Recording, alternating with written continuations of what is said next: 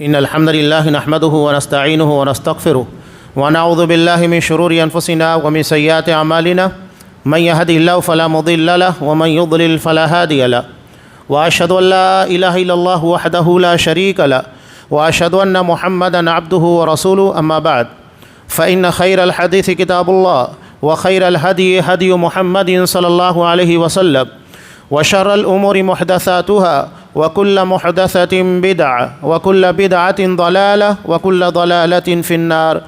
أعوذ بالله السميع العليم من الشيطان الرجيم. بسم الله الرحمن الرحيم. يا أيها الذين آمنوا اتقوا الله حق تقاته ولا تموتن إلا وأنتم مسلمون. يا أيها الناس اتقوا ربكم الذي خلقكم من نفس واحدة وخلق منها زوجها وبث منهما رجالا كثيرا ونساء واتقوا الله الذي تساءلون به والأرحام إن الله كان عليكم رقيبا. يا أيها الذين آمنوا اتقوا الله وقولوا قولا سديدا يصلح لكم أعمالكم ويغفر لكم ذنوبكم ومن يطع الله ورسوله فقد فاز فوزا عظيما. وقال ولا تهنوا ولا تحزنوا وأنتم الأعلون إن كنتم مؤمنين. وعن ثوبان رضي الله تعالى عنه قال قال رسول الله صلى الله عليه وسلم يوشك الأمم أن تداعى عليكم كما تداعى الأكلة إلى قصعتها. فقال قائل ومن قلة نحن يومئذ يا رسول الله؟ قال بل أنتم يومئذ كثير ولكنكم غثاء كغثاء السيل ولينزعن الله من صدور عدوكم المهابة منكم وليقذفن الله في قلوبكم الوهن. فقال قائل وما الوهن يا رسول الله؟ قال حب الدنيا وكراهية الموت. رواہ ابو داؤد فی کتاب الملاحم.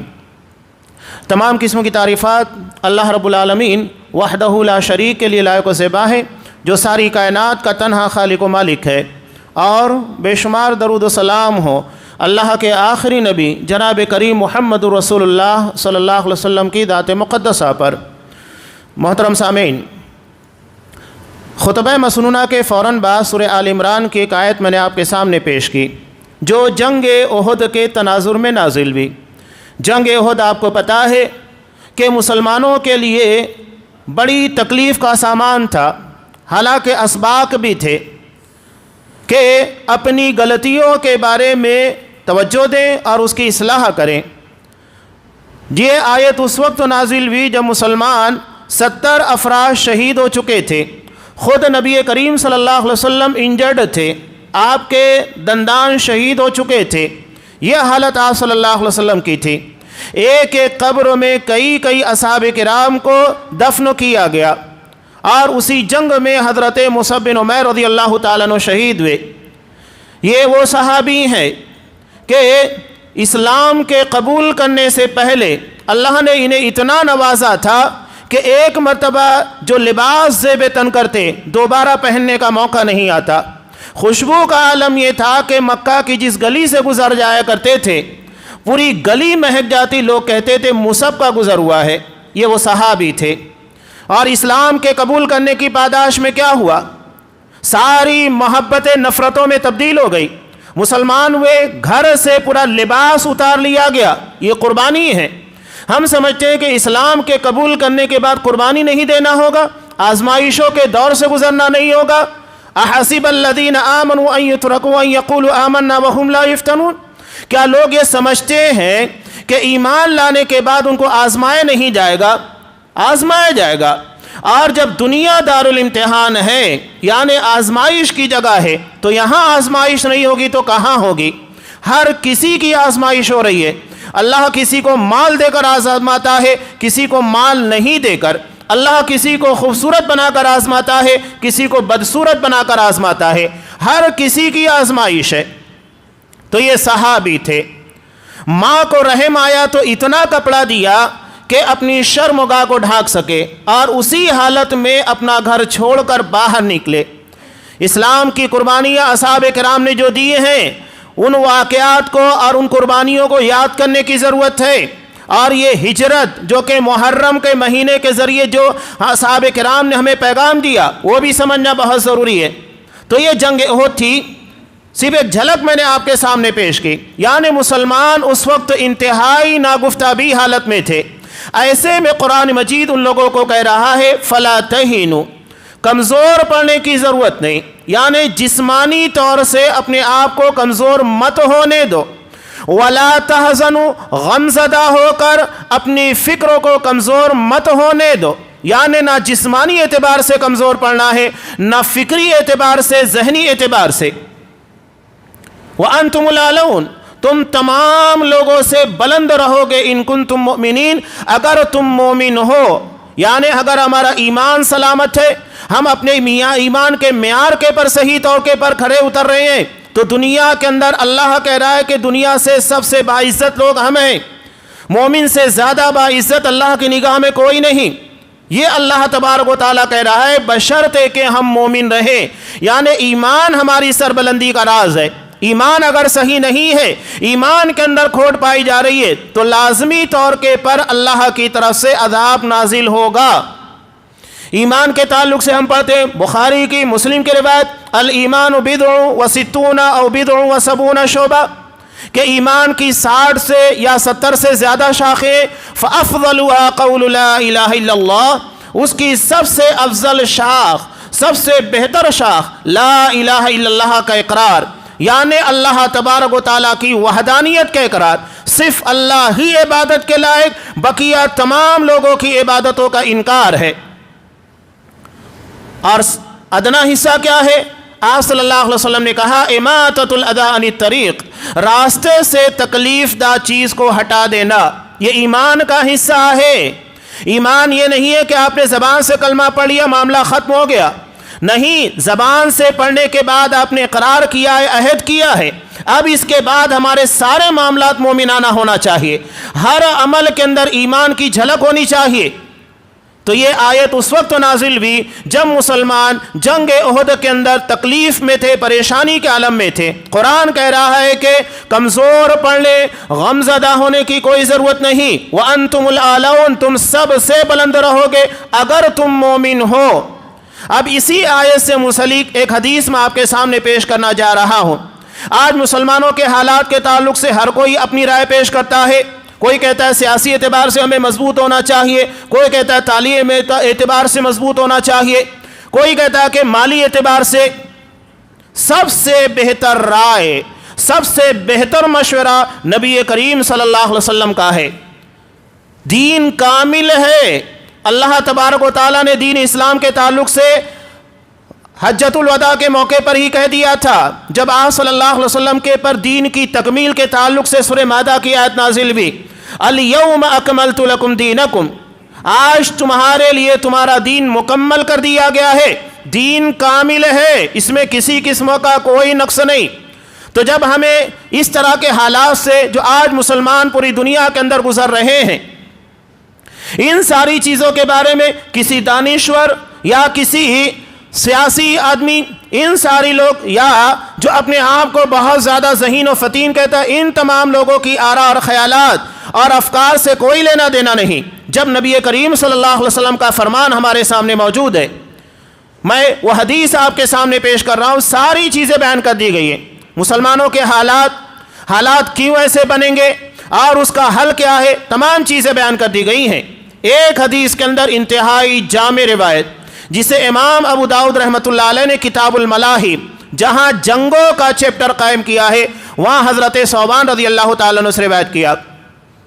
نبی کریم صلی اللہ علیہ وسلم نے ارشاد فرماتے ہیں یوشک الامم ان تداعی علیکم کما تداعی الاکلۃ الی قصعتھا، قریب ہے کہ ساری امتیں، ساری قومیں تمہارے خلاف یکجٹ ہو جائیں گی، ایک دوسرے کو انوائٹ کریں گی، دعوت دیں گی، جس طرح کے دسترخوان کے پر بیٹھا ہوا لوگوں کو اپنی طرف دعوت دیتا ہے، انوائٹ کرتا ہے۔ سوال کرنے والے نے سوال کیا، فقال قائل، سوال کرنے والا کہنے لگا وَمِن قِلَّةٍ نَحْنُ يَوْمَئِذٍ یا رسول اللہ کے رسول، کیا اس وقت ہماری تعداد کم ہوگی کہ ہماری تعداد کے کم ہونے کی وجہ سے آسانی کے ساتھ ہمیں شکار بنا لیا جائے گا، دسترخوان کی زینت بنا لیا جائے گا؟ آپ صلی اللہ علیہ وسلم نے کہا نہیں، بل انتم یومئذ کثیر، اس وقت تمہاری تعداد بہت زیادہ ہوگی، لیکن پوزیشن کیا ہوگی؟ وَلَكِنَّكُمْ غُثَاءٌ كَغُثَاءِ السَّيْلِ، تم سیلاب کے پانی کے پر بہنے والے کوڑا کرکٹ कचरे की तरह होगे, झाग की तरह होगे। वलयंज़अन्नल्लाहु मिन सुदूरि अदुव्विकुमुल महाबत मिनकुम, अल्लाह तुम्हारे दुश्मनों के दिलों से तुम्हारी हैबत, तुम्हारा खौफ, तुम्हारा दबदबा निकाल देगा। वलयक़ज़िफ़न्नल्लाहु फ़ी क़ुलूबिकुमुल वहन, और तुम्हारे दिलों के अंदर वहन डाल देगा। फ़क़ाल क़ाइल, सवाल करने वाला भी सवाल करता है, वमल वहन या रसूल अल्लाह, अल्लाह का रसूल ये वहन क्या है? तब आप सल्लल्लाहु अलैहि वसल्लम ने कहा, हुब्बुद दुनिया व कराहियतुल मौत, दुनिया की मोहब्बत और मौत से नफ़रत। ये पूरी हदीस है जिसे इमाम अबू दाऊद रहमतुल्लाह अलैह ने हज़रत सौबान रज़ियल्लाहु ताला अन्हु से रिवायत किया, बिल्कुल सही सनद के साथ मरवी रिवायत। हज़रत सौबान रज़ियल्लाहु ताला अन्हु बहुत कम रिवायतें इनसे हैं, लेकिन जितनी रिवायतें इंतहाई जामे, मुसलमानों के हालात और उनके मामलात के ताल्लुक़ से ऐसी ऐसी रिवायतें आप देखेंगे कि ऐसा लगता है कि उन्होंने नबी करीम सल्लल्लाहु अलैहि वसल्लम से उन तमाम अहादीस को जमा कर लिया जो मुसलमानों के हालात, उनके कवाइफ और उनके मामलात ज़िंदगी से मुंसलिक है। अब यहाँ आप सल्लल्लाहु अलैहि वसल्लम ने पहले हालत बयान की। अब एक डॉक्टर क्या होता है, आप डॉक्टर के पास जाएं, आपको कोई तकलीफ़ है तो सबसे पहले वो बयान करता है कि आपको क्या क्या तकलीफ़ है, क्या परेशानी है, क्या मुश्किलात है। आप सल्लल्लाहु अलैहि वसल्लम सबसे बेहतरीन तबीब थे। पूरी उम्मत के ताल्लुक़ से जितना इल्म आप सल्लल्लाहु अलैहि वसल्लम को है, किसी को नहीं था। आप सल्लल्लाहु अलैहि वसल्लम ने कहा, यूशिकुल उमम तदा अलैकुम, ये ज़माना करीब है कि उम्मतें तुम्हारे ख़िलाफ़ एक दूसरे को दावत देंगी। और आज आप देख रहे हैं कि मुसलमानों के दुश्मन कोई एक कौम नहीं है, बल्कि दुनिया की तमाम कौमें मुसलमानों की दुश्मन है। सिर्फ यहूद और नसारा नहीं, बल्कि इनके अलावा जितने भी हैं। आप सल्लल्लाहु अलैहि वसल्लम ने कहा, अल कुफ्रु मिल्लतुन वाहिदा, कुफ्र एक जमात है और ये सारे के सारे इस्लाम और मुसलमानों के ख़िलाफ़ हैं। दुनिया के जितने मज़ाहिब हैं, इनका टकराव उमूमी तौर के पर इस्लाम से ही है, मुसलमानों से ही है। ये दीगर कौमें आपस में उतना नहीं उलझेंगी जितना ये इस्लाम और मुसलमानों से उलझेंगी। तो आप सल्लल्लाहु अलैहि वसल्लम ने हालत बयान कर दी, यूशिकुल उमम तदा अलैकुम, ये ज़माना करीब है कि उम्मतें, कौमें तुम्हारे ख़िलाफ़ एक दूसरे को इनवाइट करेंगी, दावत देगी। यहाँ तक कि हिंदुस्तान के अंदर होने वाले बहुत सारे फसादात के अंदर ये तहकीक, ये तजज़िया, ये ख़बरें आ चुकी हैं कि ऐसा नहीं था कि सिर्फ यहीं की कौमें मुसलमानों के ख़िलाफ़ थीं, बल्कि बाकायदा इन लोगों को इनवाइट किया गया, इन लोगों को सपोर्ट किया गया। किस तरीके से मुसलमानों की जान, माल, इज़्ज़त और नामूस के साथ खिलवाड़ करना चाहिए, पूरी प्लानिंग और मनसूबाबंदी के साथ ये सारी चीज़ें की जाती हैं। और अफसोस होता है मुसलमान, ये अपने बका और अपने तहफ़्फ़ुज़ के लिए कोई प्लानिंग, कोई मनसूबाबंदी नहीं। आज हम अपने कारोबार, अपनी तिजारत, अपनी माईशत, इन तमाम चीज़ों के लिए बड़े मनसूबा साज हैं, लेकिन अपने इस्लाम, अपने दीन के लिए कोई मनसूबाबंदी नहीं। जबकि हिजरत जैसा वाक़या मुसलमानों को मनसूबाबंदी, प्लानिंग सिखाता है, किस तरह अपने ईमान और अपने मामलात और अपनी दुनिया के तहफ़्फ़ुज़ के लिए कोशिश करना चाहिए। यानी तकदीर के साथ तदबीर भी है, ये नहीं कि हाथ पर हाथ धरे मुंतज़िर फ़रदा हैं। अल्लाह पर ईमान और यकीन का मतलब ये नहीं है कि आप सिर्फ दुआएं मांगे और अल्लाह की तरफ से करिश्मे और करामात का ज़ुहूर हो जाए। हमें अपनी तदबीर और अपनी ताकत, अपनी बिसात पर कोशिश भी करना है अपने तहफ़्फ़ुज़ के लिए। तो या सल्लल्लाहु अलैहि वसल्लम ने बयान किया, तुम्हारी हालत क्या हो जाएगी, सारी कौमें तुम्हारे खिलाफ खड़ी होंगी, एक दूसरे को इनवाइट करेगी, दावत देगी। कमा तदा अल अकलतु इला क़स्अतिहा, जैसा कि दस्तरखान के पर बैठा हुआ शख्स दूसरे को दावत देता है। यहाँ एक बहुत अहम और बुनियादी सवाल, कोई भी चीज़ दस्तरखान की जीनत कब बनती है? मिसाल के तौर पर एक मुर्गा है, बकरा है, कोई जानवर है, ये दस्तरखान की जीनत कब बनता है? जब उसको ज़बाह कर दिया जाए। आप किसी ज़िंदा मुर्गे को दस्तरखान की जीनत नहीं बना सकते हैं जब तक कि उसको ज़बाह ना कर दिया जाए। आप सल्लल्लाहु अलैहि वसल्लम ने जो मिसाल दी, इंतहाई जामे मिसाल, मुसलमान उस वक्त दस्तरखान की जीनत बनेंगे जब इनकी क़ुव्वत ईमानी कमज़ोर पड़ चुकी होगी, ये मुर्दा हो चुके होंगे। ज़ाहिरी एतबार से लगेगा कि बहुत मजबूत, बड़ी तादाद में है, लेकिन इनका ईमान, इनके मामलात इंतहाई कमज़ोर हो चुके होंगे। آج آپ ایمان کی بات کیجئے، عقیدہ توحید، آج ہماری مسجدیں اللہ کی عبادت کے لیے اتنی آباد نہیں ہوتی ہے جتنے غیر اللہ کے در آباد ہوتے ہیں، نعوذ باللہ۔ آج ہماری مسجدیں ہمارے تعاون کے لیے ترستی ہیں، ہمارے مدارس ترستے ہیں، لیکن آپ دیکھیے کہ غیر اللہ کے در کے پر لاکھوں کروڑوں کے نذرانے پیش کیے جاتے ہیں۔ یہ ہماری حالت ہے، یہ ہمارا ایمان ہے، جبکہ ایمان کے تعلق سے اللہ تبارک و تعالیٰ نے صاف کہا الذین آمنوا ولم یلبسوا ایمانہم بظلم، جو ایمان لائے یعنی اللہ تبارک و تعالیٰ کی وحدانیت کو تسلیم کیا، اس کو اکیلا معبود مانا، لیکن اللہ کی عبادت میں کسی طریقے کا ظلم اور شرک کی ملاوٹ نہیں کی۔ اللہ کو ایمان پیور چاہیے، اس میں کوئی ملاوٹ نہیں۔ جس طرح ہم دنیا میں ملاوٹی چیزیں پسند نہیں کرتے تو رب العالمین ہے، اس کا معیار سب سے بہتر ہے، وہ ایمان کے معاملے میں ملاوٹ قطعاً برداشت نہیں کرتا کہ کوئی ملاوٹی ایمان اللہ کے پاس لے کر آئے اور اللہ اسے قبول کر لے، نہیں، اللہ قطعاً ایسا ایمان گوارا نہیں کرے گا جس میں ملاوٹ ہے شرک کی، صاف اللہ نے کہہ دیا۔ تو یہ حالت ہماری ہے، معاملات ایمان ہر جگہ کے پر ہمیں ملاوٹ نظر آتی ہے، تو یہ دسترخوان کی زینت اسی وقت بنیں گے۔ علامہ اقبال نے بڑی پیاری بات کہی تھی، قوت فکر عمل پہلے فنا ہوتی ہے، تب کسی قوم کی عظمت میں زوال آتا ہے۔ یہ سوچنے کی صلاحیت ہے، ہمارا ایمان، ہمارا عقیدہ جب تک اسلام کے مزاج کے موافق نہیں ہوگا تب تک ہم اسلام کے مطابق عمل نہیں کر سکتے۔ ہماری فکر کو اسلامی بنانا ہوگا، یہ ایمان اور توحید کے مطابق ہونا ہوگا، تب جا کر ہمارے معاملات صحیح ہوں گے، فکر صحیح ہوگی، عمل صحیح ہوگا۔ سب سے پہلے اپنی فکر، اپنی سوچ، اپنے ایمان کو صحیح کیجئے گا، تو یہ دسترخوان کی زینت بنیں گے۔ اب صحابہ نے اس وقت سوال کیا کہ اللہ کے رسول، کیا اس وقت ہماری تعداد کم ہوگی کہ قلت تعداد کی بنیاد کے پر ہمیں نرم و چارہ سمجھ لیا جائے گا اور آسانی کے ساتھ ہمارے ساتھ کھلواڑ کیا جائے گا، کھیل تماشا بنا کر رکھ لیا جائے گا؟ آپ صلی اللہ علیہ وسلم نے کہا کہ نہیں، بلکہ تمہاری تعداد بہت ہوگی، بل انتم یومئذ کثیر، تمہاری تعداد بہت زیادہ ہوگی۔ آج آپ دیکھیے کہ دنیا کے ہر حصے کے اندر مسلمان موجود ہیں، اور خود ہمارے اپنے ملک میں ایک بڑی تعداد، کروڑوں کی تعداد مسلمانوں کی ہے۔ اتنی بڑی تعداد ہونے کے بعد بھی بے حیثیت۔ اصل میں علامہ اقبال نے کہا تھا نا، بازو تیرا توحید کی قوت سے قوی ہے، ان بازوؤں میں ایمانی طاقت ہونی چاہیے، اصل توحید کی طاقت ہونا چاہیے۔ تو آپ صلی اللہ علیہ وسلم نے کہا تمہاری تعداد بہت زیادہ ہوگی، پوزیشن بہت اچھی ہوگی تعداد کے اعتبار سے، لیکن طاقتور نہیں ہوگے۔ یہ قلت اور کثرت اللہ کے نزدیک کوئی معنی نہیں رکھتی۔ اگر تعداد کی بنیاد کے پر فیصلے ہونے ہوتے تو اللہ کبھی مسلمانوں کو جنگ بدر میں فتح نہیں دیتا، جہاں دشمن ان کے مقابلے میں 3 گنا زیادہ تھے۔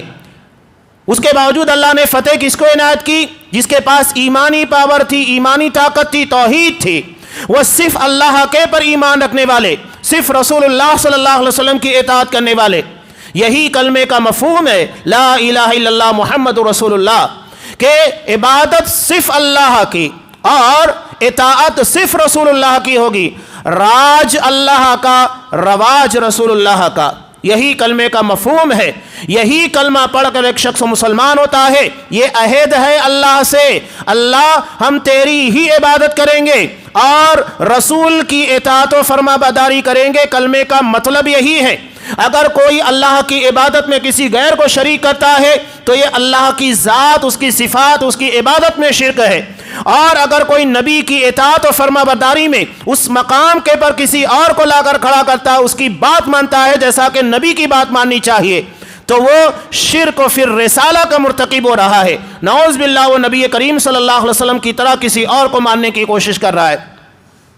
تو بل انتم یومئذ کثیر، تعداد بہت زیادہ ہوگی، لیکن حیثیت، پوزیشن، ولکنکم غثاء کا غثاء السیل، تمہاری پوزیشن ہوگی سیلاب کے بہنے والے پانی کے پر جھاگ کوڑا کرکٹ کی طرح۔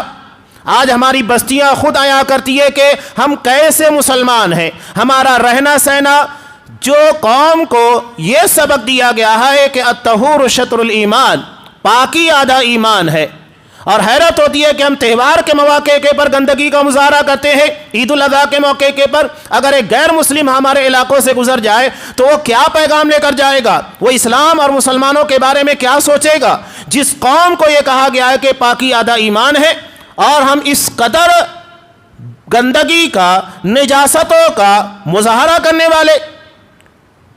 مصر کے ایک اسکالر تھے، انہوں نے یورپ کا دورہ کیا۔ یورپ کا دورہ کرنے کے بعد جب وہ ایئرپورٹ کے پر آئے تو وہاں ان سے جرنلسٹوں نے سوال کیا، پترکاروں نے۔ سوال چھوٹا سا تھا لیکن بہت معنی خیز۔ سوال کیا تھا کہ آپ نے یورپ میں کیا دیکھا؟ چھوٹا سا سوال لیکن یہ بڑا معنی خیز تھا، لیکن جواب دینے والا بھی اتنا ذہین تھا۔ اس نے کیا جواب دیا؟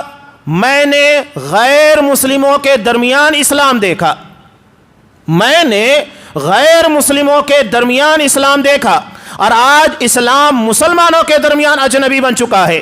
ہماری حالات، ہماری تجارت، ہمارا ایمان، کس چیز کو آپ کہیں گے کہ وہ معیاری ہے جس کی بنیاد کے پر ہم دعویٰ کر سکے کہ ہاں یہ اسلام کے اصولوں کے مطابق ہے؟ ہماری تجارت، ایک مسلمان کے تعلق سے غیر مسلم ڈرتا ہے کہ یہ دھوکہ دے گا، بےایمانی کرے گا، جھوٹ بولے گا، جبکہ صحابہ اپنے ایمان اور اپنی سچائی کی بنیاد کے پر اسلام کو پیش کرتے تھے۔ صحابہ کی تجارت، سچائی، ایمانداری کو دیکھ کر لوگ مسلمان ہوتے تھے، اور آج ہماری تجارت، ہمارے جھوٹ، ہماری بےایمانی کو دیکھنے کے بعد لوگ اسلام سے متنفر ہوتے ہیں۔ ہم بہت بڑا اسلام کو نقصان پہنچا رہے ہیں اپنے معاملات، اپنے رہن سہن، اپنی تجارت، ان چیزوں کے ذریعے سے۔ اسلام اخلاق کی بنیاد کے پر پھیلا۔ وہ نبی جس کے بارے میں خود رسول اللہ صلی اللہ علیہ وسلم نے کہا کہ بعثت لأتمم مکارم الاخلاق، اللہ نے مجھے اس لیے بھیجا ہے تاکہ اخلاق کی اعلیٰ ترین قدروں کو مکمل کروں۔ آج ہمارے درمیان اخلاق مفقود ہے، بولنے کا صحیح طریقہ نہیں، اخلاق، معاملات ہر جگہ کے پر ہمیں نظر آتا ہے کہ انتہائی نیچے لیول کے پر پہنچ چکے ہیں۔ تو جب ہمارا ایمان، ہمارے معاملات اتنے بگڑے ہوئے ہیں تو کہاں سے اللہ کی طرف سے عزت ملے گی؟ حضرت عمر فاروق نے کہا تھا نحن قوم اعزنا اللہ بالاسلام، ہم وہ قوم ہے جسے اللہ نے اسلام کی بنیاد کے پر عزت دی ہے۔ اگر ہم اسلام کے علاوہ کسی اور جگہ عزت تلاش کرنے جائیں گے ذلیل ہو جائیں گے۔ یاد رکھیے گا اسلام میں ہی عزت ہے، اسلام کے طور طریقے، اسلامی تعلیمات، اس لیے کہ یہ رب العالمین کا اتارا ہوا دین ہے۔ آج دنیا میں بہت مذاہب ہیں، کیا ہر مذہب اللہ کے پاس لے کر جانے والا ہے؟ کیا ہر مذہب کا ماننے والا اللہ کیا کامیاب ہوگا؟ نہیں، اللہ نے صاف کہہ دیا ان الدین عند اللہ الاسلام، اللہ کے نزدیک اسلام ہی قابل قبول ہے، باقی سارے مذاہب اللہ کے ہاں رد کر دیے جائیں گے۔ یہاں پر یہ ڈھکی چھپی انداز کی توحید یا باتوں کو اس طرح پیش کرنا کہ مفہوم واضح نہ ہو، نہیں، اسلام ڈنکے کی چوٹ کے پر دو ٹوک بات کرنے کی جرات رکھتا ہے۔ وہ صاف کہتا ہے انما الہکم الہ واحد، تمہارا الہ، معبود صرف اللہ ہے۔ وہ ڈھکے چھپے انداز میں نہیں کہتا ہے کہ سب کا مالک ایک، سب کا رب ایک، وہ صاف کہتا ہے کہ وہ اللہ ہی ہے، اسی کی عبادت کرنا ہوگا، اس کے علاوہ قابل تسلیم نہیں ہے۔ تو یہ قرآن اور اسلام بالکل صاف دو ٹوک انداز میں بات کرنے والا ہے، یہاں ڈھکا چھپا انداز، دوغلا پن آپ کو کہیں نظر نہیں آئے گا۔ تو یہاں آپ صلی اللہ علیہ وسلم نے کہا تمہاری حیثیت تمہارے اپنے ایمانی معاملات کے کمزور ہونے اور تمہارے معاملات کی خرابی کے نتیجے میں انتہائی کمزور ہوگی۔ جس طرح کے بیمار شخص جس کے جسم کے پر بہت ساری بیماریوں نے حملہ کر دیا ہے، اب وہ کچھ کرنے کے قابل نہیں رہ جاتا، وہ کسی سے لڑ کیا پائے گا، کسی کا دفاع کیا کر پائے گا، وہ تو خود اپنی حالت کے پر رحم کھائے ہوئے ہے، مجبور ہے، بے کس ہے۔ تو ہماری حالت بھی اسی پیشنٹ کی طرح ہے جس میں نہ جانے کتنی بیماریاں لگی ہوئی ہے، امیونٹی پاور ختم ہو چکی ہے۔ تو اگر ہم یہ چاہتے ہیں مضبوط بنے، توانا بنے، تو ہماری روحانی دنیا کو ایمان اور اپنے معاملات کی اصلاح کے ذریعے صحیح کرنا ہوگا۔ آپ صلی اللہ علیہ وسلم نے کتنی بہترین مثال دی کہ تمہاری حیثیت غصہ کی طرح، سیلاب کے پر بہنے والے کوڑا کرکٹ کچرے کی طرح ہو جائے گی، جھاگ کی طرح ہو جائے گی۔ یہاں غصہ عربی زبان میں درختوں سے ٹوٹنے والے پتے کو بھی کہا جاتا ہے، وہ بھی کچرا ہی ہوتا ہے۔ یہ جو مثال آپ صلی اللہ علیہ وسلم نے بہت پیاری دی ہے، یہاں آپ صلی اللہ علیہ وسلم نے جو مثال دی درختوں سے ٹوٹنے والا پتا، آپ نے دیکھا ہے پتا جب تک درخت سے لگا ہوتا ہے ہوا کتنی بھی رفتار کے ساتھ آئے گی اسے اڑا نہیں سکتی، پانی کتنی بھی رفتار کے ساتھ آئے گا اس کو بہا نہیں سکتا ہے، لیکن جب وہ ٹوٹ جاتا ہے شاخوں سے اور اپنے اصل سے جدا ہو جاتا ہے، جیسے ہی نیچے گرتا ہے کسی جانور کے منہ لگتا ہے کھا لیتا ہے، ہوا اسے اڑا کر لے جاتی ہے، پانی بہا کر لے کر جاتا ہے۔ تو آپ صلی اللہ علیہ وسلم نے وہی مثال دی، اپنے مرکز سے جڑے رہو۔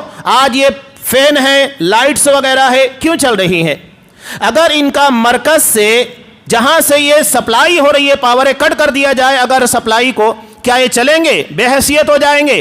تو ہمارا ایمانی پاور اور پلانٹ یہ کتاب و سنت ہے، اللہ تبارک و تعالیٰ کی کتاب قرآن مجید اور رسول اللہ صلی اللہ علیہ وسلم کی سیرت احادیث مبارکہ۔ اسی کو آپ صلی اللہ علیہ وسلم نے کہا جیسا کہ مستدرک حاکم کی روایت ہے، ترکت فیکم امرین لن تضلوا بعدہما کتاب اللہ و سنتی، میں تمہارے درمیان دو چیزیں چھوڑ کر جا رہا ہوں، اللہ کی کتاب قرآن مجید اور میری سنت یعنی آپ صلی اللہ علیہ وسلم کی احادیث، آپ کی سیرت، آپ کی حیات مبارکہ۔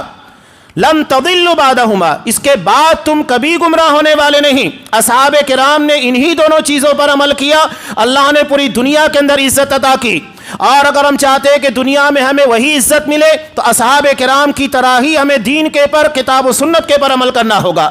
یہ مرکز ہے، جب تک ہم اس سے وابستہ رہیں گے ہماری پاور، ہماری حیثیت برقرار رہے گی۔ ہم اگر اس سے اپنا رابطہ کٹ کر لیں گے تو جس طرح درختوں سے ٹوٹا ہوا پتا بے حیثیت ہوتا ہے، مسلمان بے حیثیت ہو جائیں گے، یہ حالت ہے۔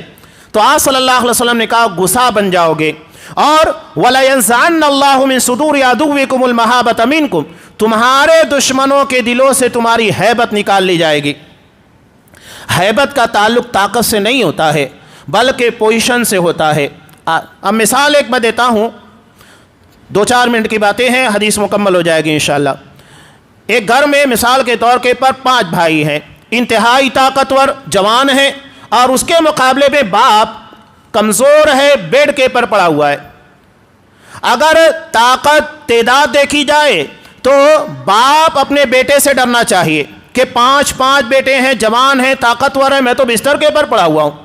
لیکن اگر حیثیت دیکھی جائے گی، پوزیشن دیکھی جائے گی، روب اور دبدبہ دیکھا جائے گا تو گرچہ باپ بستر کے پر پڑا ہوا ہے، اکیلا ہے، 5 بیٹے ہیں، ایک آواز لگائے گا 5 کے 5 خاموش اپنی نظریں جھکا کر نیچے رکھیں گے، اس لیے کہ وہاں پر معاملہ روب اور دبدبے کا ہے۔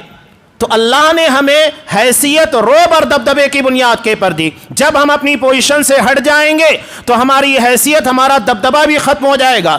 ایک وقت وہ تھا حضرت عمر فاروق رضی اللہ تعالیٰ عنہ، وقت کی سپر پاور ایران، وہاں کا سفیر آتا ہے، وہاں کے محل کے اندر وہاں کا بادشاہ کہتا ہے کہ عمر کا نام نہ لیا کرو، مجھے ڈر لگتا ہے، میرے پر خوف طاری ہو جاتا ہے۔ حضرت عمر فاروق رضی اللہ تعالیٰ عنہ کو ڈھونڈتے ہوئے آتا ہے، کوئی کہتا ہے فلاں جگہ ملیں گے، فلاں جگہ۔ وہ حیران ہو جاتا ہے کہ اتنی بڑی طاقت جو کہ وقت کی سپر پاور کو للکار رہا ہے، اس کے بارے میں عام لوگوں کو پتہ ہی نہیں کہ کہاں پر ہے۔ جا کر دیکھتا ہے ایک ببول کے درخت کے نیچے حضرت عمر فاروق رضی اللہ تعالیٰ عنہ اپنی عصا کو تکیہ بنا کر لیٹے ہوئے تھے۔ جب وہ وہاں پر پہنچتا ہے، بے خوفی کا عالم تھا، اللہ نے ایسا خوف عنایت کیا تھا، وہ حیران ہو جاتا ہے، دل کے اندر روب طاری ہو جاتا ہے۔ حضرت عمر فاروق رضی اللہ تعالیٰ عنہ نے پوچھا کیوں آئے؟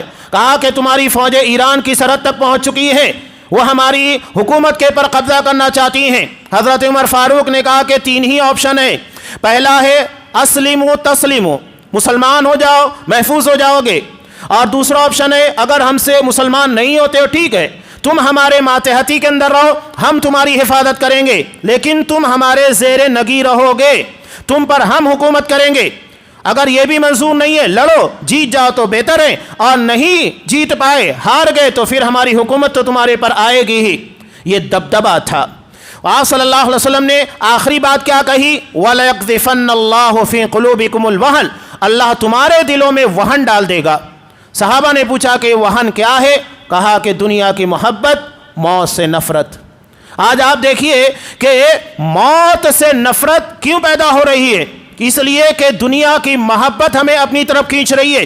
یہ دنیا کی محبت ہے کہ زیادہ کمانے کے لیے ہم جھوٹ بولتے ہیں۔ یہ دنیا کی محبت ہے کہ بھائی بھائی کی محبت اور اس کے لیے ایثار اور قربانی دینے کے بجائے اس کی گردن مارنے، اس کا حق چھیننے کے لیے لگا ہوا ہے، جبکہ مسلمان صرف خون نہیں، ایمان کے رشتے کی بنیاد پر ایک دوسرے کے بھائی بھائی ہیں۔ تو یہ دنیا کی محبت ہے جو ہمیں ایمان سے غافل کر رہی ہے اور اسلام کے تئیں ہمیں بیگانہ کرنے کی کوشش کر رہی ہے۔ تو یہ حدیث جو آپ صلی اللہ علیہ وسلم نے بیان کی، اگر ہم چاہتے ہیں وہی عزت وہی وقار جو اصحاب کرام کو نصیب ہوا، تو ہمیں اسلام کو اسی طرح فالو کرنا ہوگا جیسا اصحاب کرام نے کیا۔ اور میں کہتا ہوں کہ جو بہترین مسلمان ہے وہ بہترین شہری بھی ہے۔ اگر کسی ملک میں مسلمان بہترین طریقے سے رہتا ہے، اسلام کو فالو کرتا ہے، وہ اس حکومت کا سب سے بہترین شہری ہوگا، اس لیے کہ اسلام ایسے حقوق، ایسے آداب سکھاتا ہے کہ اپنے پڑوسی کے لیے بہتر، چاہے مسلمان ہو غیر مسلم ہو، اگر وہ تجارت کرے گا دھوکہ نہیں دے گا۔ مسلمان غیر مسلم ہر کسی کے لیے یہی حکم ہے، اسے انسانیت نواز بنایا گیا ہے۔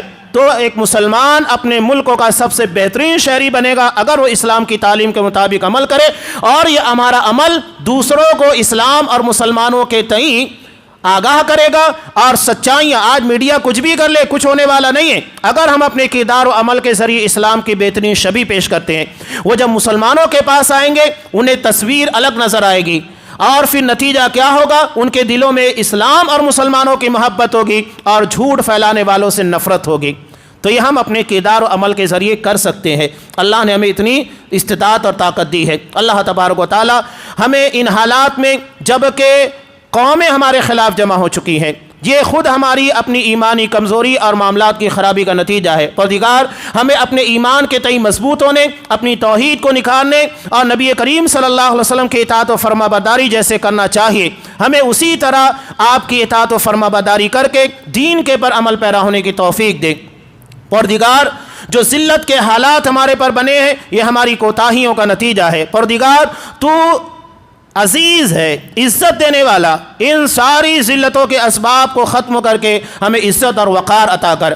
اس دنیا میں تو ہی ہمارا حامی ہے، ناصر ہے، مددگار ہے، تیرے علاوہ ہمارا کوئی کارساز نہیں۔ پروردگار تیرے علاوہ کسی اور در کے پر کہاں جائے، ایک تیرا ہی در ہے، تیرے علاوہ کوئی در نہیں ہے۔ پروردگار ہمارے حالات کو بہتر بنا، ہمارے معاملات کی اصلاح فرما، اور مسلمانوں کے پر جو بھی حالات طاری ہو چکے ہیں ہماری اپنے گناہ خطا غلطیوں کی بنیاد پر، ہمیں توبہ استغفار کی توفیق دے، اپنے معاملات کی اصلاح کی توفیق دے، اور ہماری جان مال عزت و ناموس، چاہے اس ملک دنیا میں کہیں پر بھی مسلمان ہو، ہر جگہ ان کی عزت جان مال ان تمام چیزوں کی حفاظت فرما۔ پروردگار ہم تیری رحمت کے طلبگار ہیں، بارش جیسا کہ ہونی چاہیے ہمارے پر ویسی برس نہیں رہی ہے۔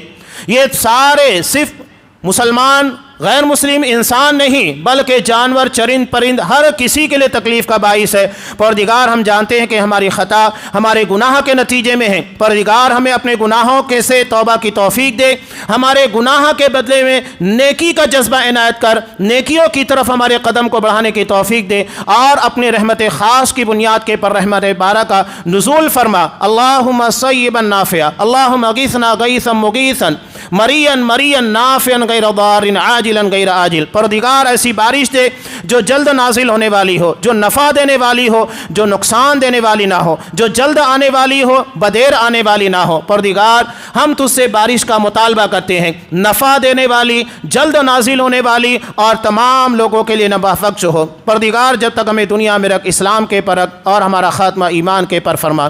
آمین۔ بارک اللہ لنا ولکم فی القرآن العظیم ونفعني وإياكم بالآیات والذکر الحکیم، انہ تعالی جواد کریم ملک بر رحیم۔